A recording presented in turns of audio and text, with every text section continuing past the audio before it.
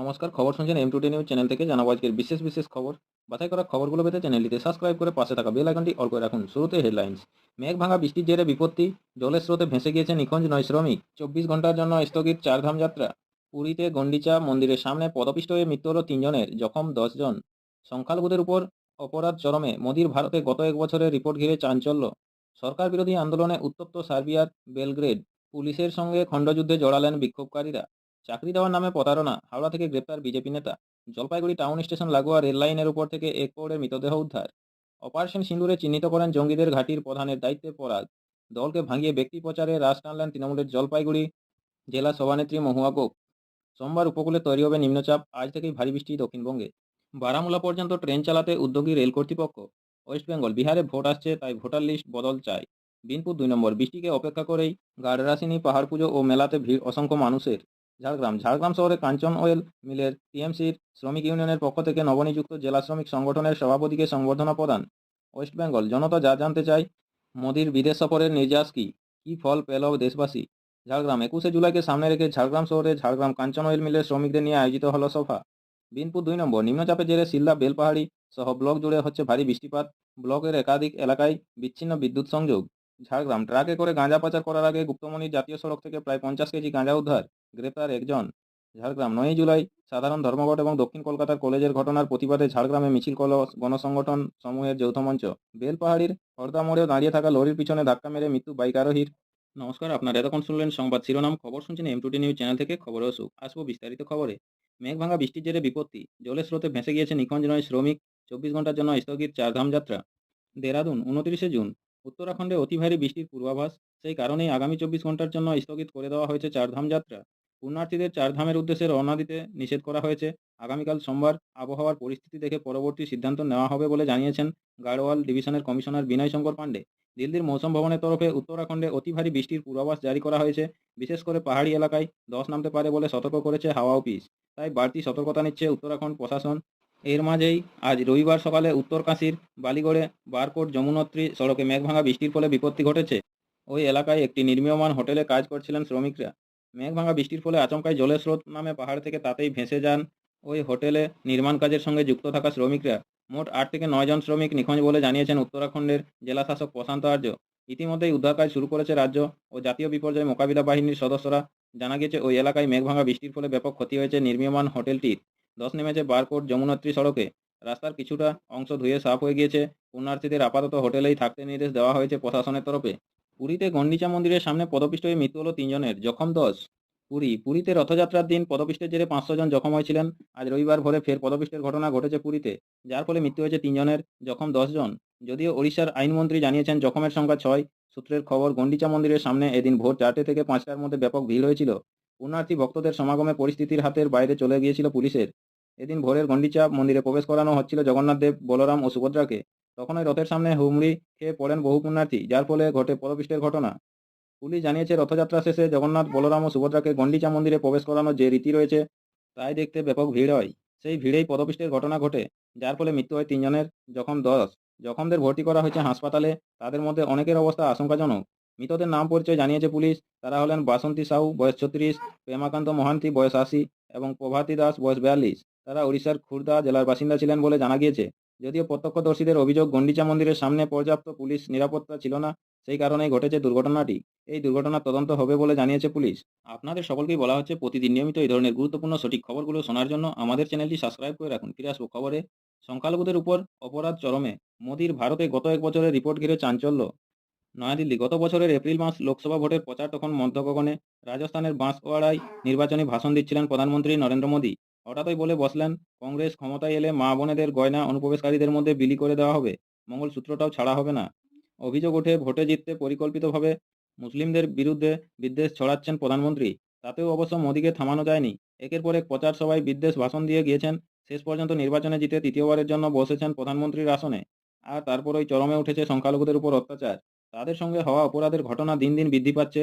তৃতীয় মোদী সরকারের গত এক বছরের পরিসংখ্যান অত্যন্ত সেই কথাই বলছে। সব থেকে বেশি অত্যাচারের ঘটনা ঘটেছে যোগী আদিত্যনাথের উত্তরপ্রদেশে। দ্বিতীয় এবং তৃতীয় স্থানে বিজেপি শাসিত আরও 2 রাজ্য মহারাষ্ট্র ও মধ্যপ্রদেশ।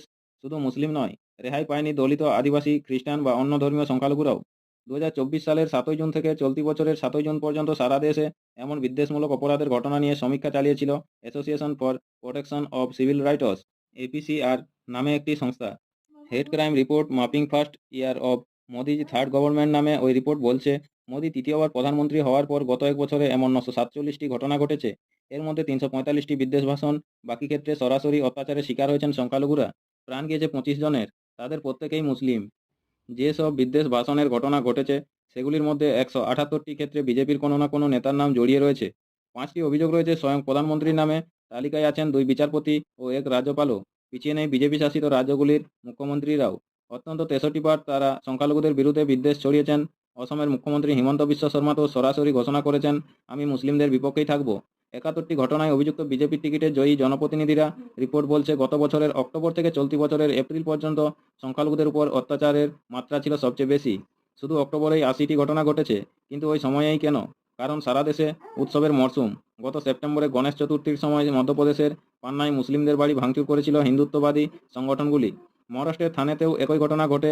উত্তরপ্রদেশের বাগপতে হোলির অনুষ্ঠানে যোগ দিতে না চাওয়ায় এক মুসলিম ব্যক্তির উপর হামলা চালানো হয়। গত এক বছরে 602টি অপরাধের ক্ষেত্রে এফআইআর দায়ের হয়েছে মাত্র 13%। তবে ব্যবস্থা নয়, বেশিরভাগ ক্ষেত্রে অভিযুক্তদের পাশে দাঁড়িয়েছে পুলিশ। আসানসোলে বাড়িতেই অগ্নিদগ্ধ হয়ে মৃত্যু হল 3 জনের, গুরুতর জখম এক।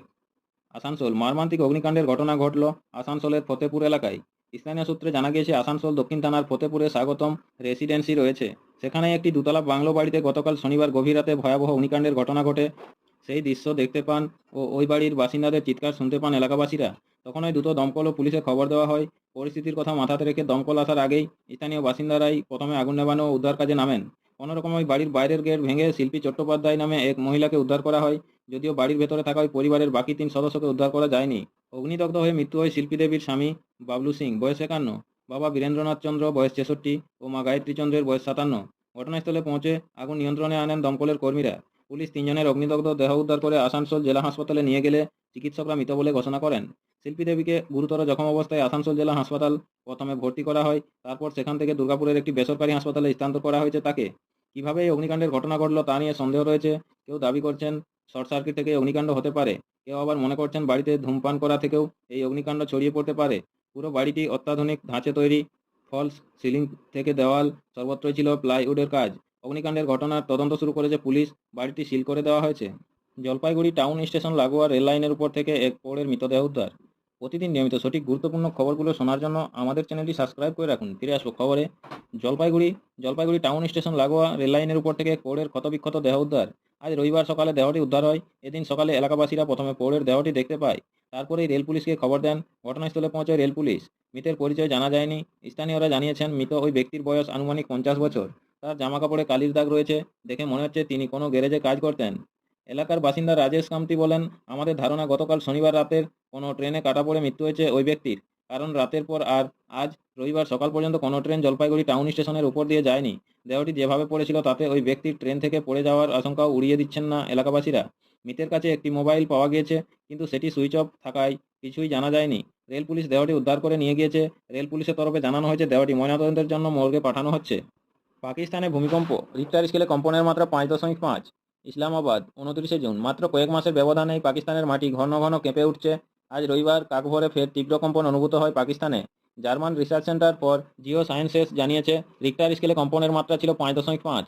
যদিও একাধিক সংবাদ মাধ্যমের দাবি কম্পনের মাত্রা 5.2। ভূমিকম্পের কেন্দ্রস্থল পাকিস্তানের পার্বত্য এলাকা বালুচিস্তানের বরখান শহর থেকে প্রায় 60 কিমি উত্তর থেকে উত্তর পূর্বে পশ্চিম মুলতানের কাছে। যদিও এই ভূমিকম্পের ফলে কোনো ক্ষয়ক্ষতি হয়নি, হতাহতেরও খবর নেই বলে জানিয়েছে ইসলামাবাদ। স্থানীয় সময় ভোর 3:30 কম্পন অনুভূত হয়। পাকিস্তান ভারতীয় এবং ইউরেশিয়ান টেকটোনিক প্লেটের সীমান্তে অবস্থিত একটি দেশ, ফলে সেখানে ভূমিকম্পের ঝুঁকি থাকেই। সেই কারণেই মাঝে মাঝে ভারতের এই প্রতিবেশী রাষ্ট্রে কম্পন অনুভূত হয়। চাকরি দেওয়ার নামে প্রতারণা, হাওড়া থেকে গ্রেপ্তার বিজেপি নেতা। আপনাদের সকলকেই বলা হচ্ছে, যারা নিয়মিত সঠিক গুরুত্বপূর্ণ খবরগুলো শুনতে চান অবশ্যই আমাদের চ্যানেলটি সাবস্ক্রাইব করে রাখুন। ফিরে আসবো খবরে। বারাসত, চাকরি দেওয়ার নামে লক্ষাধিক টাকার প্রতারণা। এক মহিলার অভিযোগের ভিত্তিতে হাওড়া থেকে বিজেপি নেতাকে গ্রেপ্তার করল আমডাঙ্গা থানার পুলিশ। জানা গেছে, ধৃতের নাম হরিয়ম বাল্মীকি। তার বাড়ি হাওড়ার সাঁকরাইল থানার মানিকপুর এলাকায়। তিনি বিজেপির এসসি ও এসটি সেলের রাজ্য কমিটির সদস্য ছিলেন জানা গিয়েছে। স্থানীয় ও পুলিশ সূত্রে খবর, আমডাঙ্গার এক বিজেপি নেত্রীর সঙ্গে পরিচয় হয় হরিয়ামের। দুজনেই একই দল করায় তাদের মধ্যে সখ্যতা তৈরি হয়। এরপর বিজেপি নেত্রীকে চাকরি দেওয়ার প্রস্তাব দেয় হরিয়ম। তাকে বিশ্বাস করে চাকরির জন্য 1 লক্ষেরও বেশি টাকা দেন ওই বিজেপি নেত্রী। কিন্তু জোটেনি চাকরি। এই নিয়ে গত 6 জুন হরিওমের নামে আমডাঙ্গা থানায় প্রতারণার অভিযোগ দায়ের করেন ওই মহিলা। তদন্তকারী অফিসার অফিস মণ্ডলের নেতৃত্বে গতকাল শনিবার রাতে তল্লাশি চলে হাওড়ার মানিকপুরে। সেখান থেকেই পুলিশ অভিযুক্ত বিজেপি নেতাকে গ্রেপ্তার করে আজ রবিবার তাকে বারাসত আদালতে তোলা হয়। সূত্রের খবর, তদন্তের স্বার্থে অভিযুক্ত বিজেপি নেতাকে নিজেদের হেফাজতে নেওয়ার আবেদন জানাবে পুলিশ। দেখে নেব শহরের আবহাওয়ার হালচাল কী রয়েছে আপডেট। সোমবার উপকূলে তৈরি হবে নিম্নচাপ। আজ থেকেই ভারী বৃষ্টি দক্ষিণবঙ্গে। কলকাতা, দক্ষিণবঙ্গের উপর যে নিম্নচাপ তৈরি হতে চলেছে তার গতি প্রকৃতির উপর নির্ভর করবে আগামী কয়েকদিনের বৃষ্টিপাত। আলিপুর আবহাওয়া অফিসের অধিকর্তা হাবিবুর রহমান বিশ্বাস জানিয়েছেন, নিম্নচাপটি কতটা শক্তি বাড়াবে ও কোন জায়গায় প্রভাব বেশি ফেলবে তা আরও নির্দিষ্টভাবে বলা যাবে আজ ও কাল সোমবার নাগাদ। উত্তর বঙ্গোপসাগর সংলগ্ন পশ্চিমবঙ্গ থেকে বাংলাদেশ উপকূলে নিম্নচাপটি তৈরি হওয়ার কথা। নিম্নচাপ তৈরি হওয়ার পর এই গতি প্রকৃতি আরও ভালোভাবে বোঝা যায়। আপাতত আলিপুর আবহাওয়া দপ্তর আগামী কয়েকদিনের জন্য যে পূর্বাভাস দিয়েছে তাতে অনেকগুলি জেলায় ভারী থেকে অতি ভারী বৃষ্টির সম্ভাবনার কথা বলা হয়েছে। তবে অত্যন্ত ভারী বৃষ্টি 24 ঘন্টায় 200 মিমি বা তার বেশি পূর্বাভাস কোনো জায়গার জন্য দেওয়া হয়নি এখনও। আবহাওয়া অধিকর্তা জানিয়েছেন, নিম্নচাপটি কতটা শক্তিশালী হবে সেদিকে নজর রাখা হচ্ছে। দক্ষিণ পশ্চিম মৌসুমি বায়ু এখন সক্রিয় রয়েছে। বায়ুমণ্ডলের এই পরিস্থিতি নিম্নচাপকে খুব বেশি শক্তি বৃদ্ধি করতে দেয় না। আপাতত মনে করা হচ্ছে নিম্নচাপটি পশ্চিম ও উত্তর পশ্চিম অভিমুখে দক্ষিণবঙ্গ, উড়িষ্যা ও ঝাড়খণ্ডের উপর দিয়ে এগোবে। আজ রবিবার দক্ষিণ 24 পরগনা, 2 মেদিনীপুর, বাঁকুড়া, ঝাড়গ্রাম জেলার কোনো কোনো জায়গায় ভারী থেকে অতি ভারী বৃষ্টি কমলা সতর্কতা জারি করেছে আবহাওয়া দপ্তর। কলকাতা, হাওড়া, হুগলি, 2 বর্ধমান, উত্তর 24 পরগনা, পুরুলিয়া জেলায় আজ ভারী বৃষ্টি হতে পারে। কাল সোমবার 2 মেদিনীপুর, ঝাড়গ্রাম, বাঁকুড়া, পুরুলিয়া জেলায় ভারী থেকে অতি ভারী বৃষ্টির কমলা সতর্কতা দেওয়া হয়েছে। আজ থেকে মঙ্গলবার পর্যন্ত রাজ্যের উপকূলবর্তী এলাকায় মৎস্যজীবীদের সমুদ্রে না যাওয়ার পরামর্শ দিয়েছে আবহাওয়া দপ্তর। উপকূল এলাকায় আবহাওয়ার গতিবেগ সর্বোচ্চ 55 কিলোমিটার পর্যন্ত হতে পারে। নমস্কার, এখনকার স্থানীয় সংবাদটি এই পর্যন্তই। পরবর্তী সংবাদটি পাওয়ার জন্য আমাদের চ্যানেলটি সাবস্ক্রাইব করে পাশে থাকা বেল আইকনটি অল করে রাখুন। সবাই ভালো থাকুন, সুস্থ থাকুন। দেখা হচ্ছে পরের আপডেট খবরটিতে। ধন্যবাদ।